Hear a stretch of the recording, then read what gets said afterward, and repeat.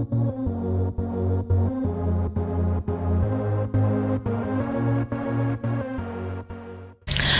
there, I'm Linda Kingston, and in this video we're going to be talking about my 3-step IoT approach to adopting and relishing in change.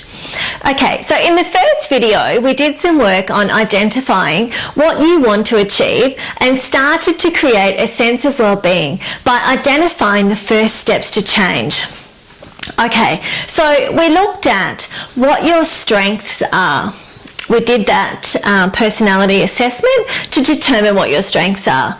We looked at where you are now and where you would like to be. You wrote a positive affirmation. You identified your ideal you. And for those of you who have already had your consultation with me, we've gone into quite a bit of depth around that. You also wrote down what your values are, and you have been writing 3 things that you are grateful for every single day in your journal.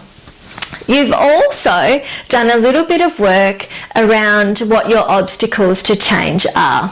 And those obstacles that are completely relevant to your situation.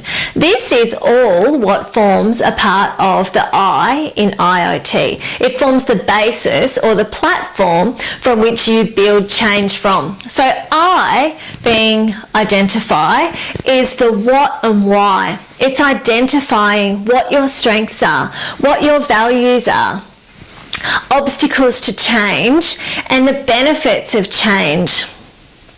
So the benefits of change lead into your ideal you. Now, it's perfectly normal to feel uncomfortable when you start reflecting on your past, moving beyond those obstacles and creating a better version of you. At the end of the day, you just keep reminding yourself that the past is a predictor of the future. You have to be courageous, take the bull by the horns and move beyond your fear and be resilient if you are to make any real change.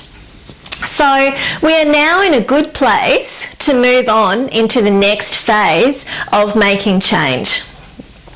The first thing we are going to talk about is the O of the IoT, which is to overcome. So in the first video, we did a lot of identifying. In this video, we are going to look at overcome. So overcome looks at obstacles. What are the benefits of overcoming our obstacles, and what is holding us where we are at the moment? What's the payoff? Why are you concerned about change? Is the payoff that you are comfortable and going for a run will hurt, so you choose to be comfortable instead? What's the obstacle? It's pain. But the gain is that it's only for a short time, and the benefit is going to be that you are going to be fitter, healthier, and happier. So what I have here is a decisional balance.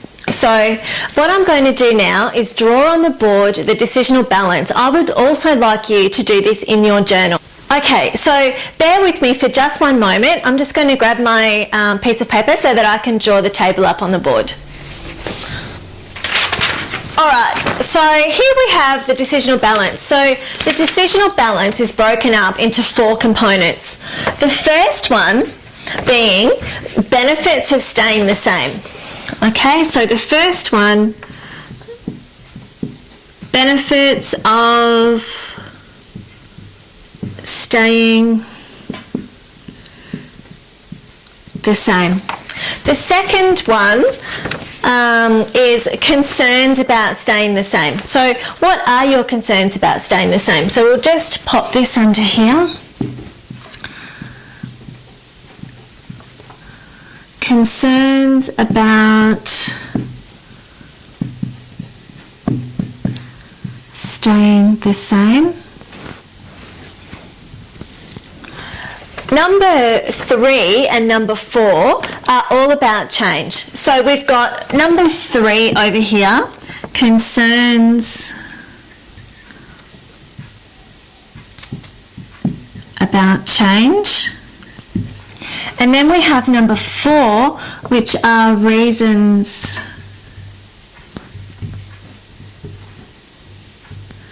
to to change. Okay, so we have our table drawn up. The first one is benefits of staying the same. The second one is concerns about staying the same. The third one, concerns about change. And the fourth one are the reasons to change. So I'm going to give you an example, and I'm going to use exercise as my example. So the benefit of staying the same is that I'm comfortable. The concern about staying the same is that my life longevity. The concerns about change are fear of pain, and the reason to change is that I'm going to be fitter, healthier, and happier.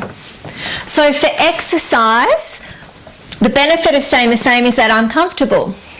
The concern about staying the same is that my life longevity, I might not be as healthy as I would like to be in 20 years' time.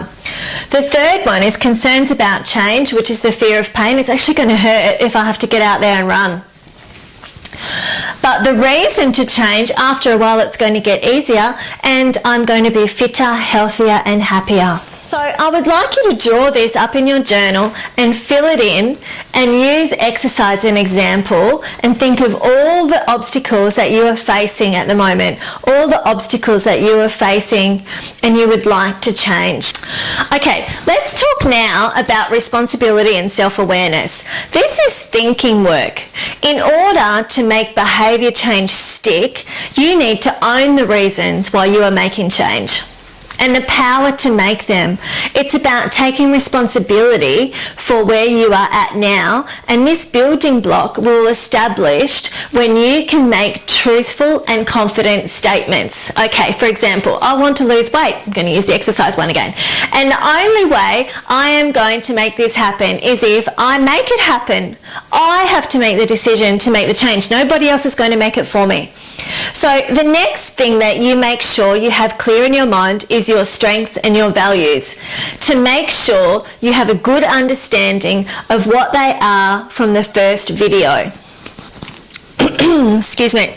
The next step is benefits and education. Sorry. So the next step is benefits and education. Benefits and education is the time when you find out what the adverse effects of not changing could be. What happens if you stay the same? Just have a think about that for a second. What happens if you stay the same? Use your decisional balance sheet to really nut out what the consequences of not changing could be. Okay, I'm going to use smoking as an example. I spent a large portion of my life working in hospitals, and watching somebody die from a smoking-related illness is not pretty. What if somebody who smokes could become aware of how awful a death from lung cancer is?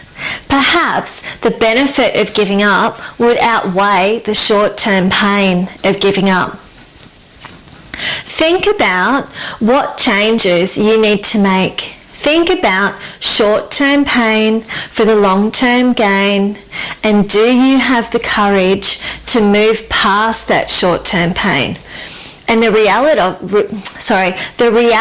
of it is that you are not going to make any changes to your life until you are. Okay, the next building block is the obstacles and strategies. We did some work on obstacles in the first video.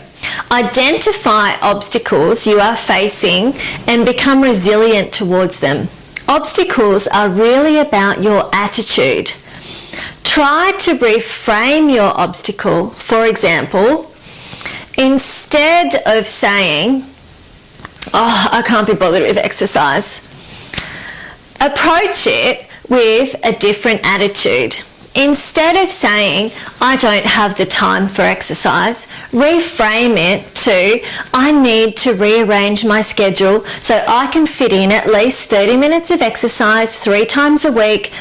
You get up 30 minutes earlier, or buy an exercise bike if you can't get to the gym, or start working with a personal trainer so you're accountable to somebody else. Okay, awesome. So, if you have done everything I have asked you to do so far, you are willing to make change and you are doing really well. Once you have all this information together, you have created your vision. You have identified what your obstacles are.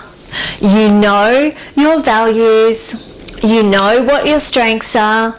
You've done your decisional balance.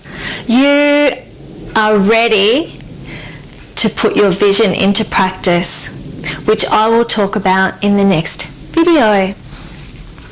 If you are a woman who is ready to make change, or you are not quite ready to make change and need some help getting there, I am offering you the opportunity to join us on a 3-day retreat to deal with all of your obstacles and overcome them to make lasting change. I'm offering you a personalised action plan. You will attend a retreat where we hold seminars, workshops and one-on-one time with the professionals you need to work with. I'm offering you the opportunity to work with a psychologist, a dietitian, an exercise physiologist, a career counsellor and a life coach. You'll have the opportunity to sort out whatever it is that's going on in your life and walk away a completely different person. We also do personality profiling prior to the event, so we understand exactly what will and won't work with you.